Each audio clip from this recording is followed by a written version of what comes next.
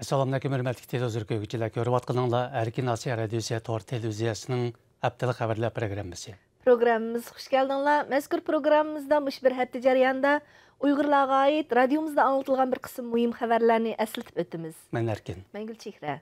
Tövəndə diqqətinizə xəbərlərimizin təfsilatıdır bolsun. Yaqında Şinjan geziti Uyghur bölümünün baş muharriri İlham Vəli qatarlıq 4 nəfər Uyghur xadim 220-çilik bilan ayıplanıb tutqun qılınğan. Muxbirimizin məzkur gezitxana xadimlaridan egallishicha, baş muharrir İlham Vəli 7-ci ayının axırlarıqı həbs tutqun qılınğan. Uyghur bölümünün hər qaysı tarmaq bölüm müdirlerindən Mirkamil Abdumet, Məmtimin Obol və Cürət Acila 8-ci ayının 6-cı günü tutqun qılınğan. Ular tutulğanda gezitxanada çoğ yığın içilib, işçi xizmətçilərinin aldıda qollarına koyzi selinib minilğan.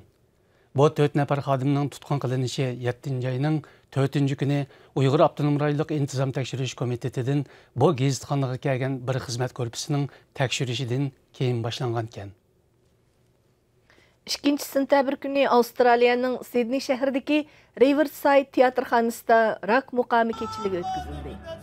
Bu 12 muqamның Sydney'deki çoğ sahinde tuncu qitim orundılışı iken. Rock muqamını orundashqa tonulgan Uyghur muzikant Şöhret Tursun bilen dаңlıq tapçı Tahir İminlər başçılığındaki bir gruppa Uyghur ve Avustraliyalik muzikantlar iştirak qilgan. Uyghur diyarida növbətdə Uyghur medeniyet sanati ağır təhdidga yuzlangan bir vaziyatda sahnega ilib chiqilgan muqam maydondagi yuzlagan Uyghur ve Avustraliyalik tomoshabinlarni hayajonga solgan. Sydney Attiganlik xabarchi gazetida 3 sentabr kuni bu kechilikni erkinlikning muzikadanmı kuchlik ifodalanishi yo'qdir degan jumlalar bilan tanishtirdi. Uyghur Abdunum rayonunun 90 aylık partikomi ve hükümet bunundan 2 ay ilgiri sirtdan kelgan nopasını tizim qaldırışqa rəğbətlendiriş çağrısını e'lon qilib, Xitoy ko'chman aholilarini nopos qaldırışda ilhomlantirgan.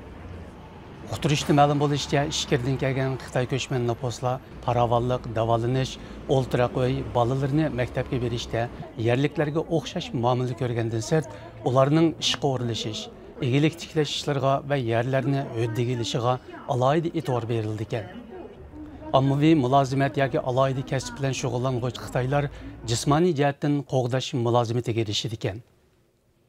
Xotanның Kiriyan ayesi Yengibağ yesidan tarbiyalashga elib ketilganlardan az deganda 7 nafar kishining lagerda jon uzganligi oshkorlandi. Lagerda o'lgan 7 kishining yeshining 31 yosh bilan 42 yosh orasida ekanligi ma'lum. Bu 7 kishining o'limi ularning bankiga qarz bo'lganligi uchun tasodifiy oshkorlanib qoldi. Bank xodimi ular o'lganligi uchun qarzning bekor qilinganligini aytdi. Yengibağ yesi Kiriyan ayi bozordan 10 kilometr uzoqlikda joylashgan. Noposi 10 mingga bormaydigan kichik yezlardan biri. Bu yezdan zodi qanchalik kishining lagerlarda ekanligi noma'lum.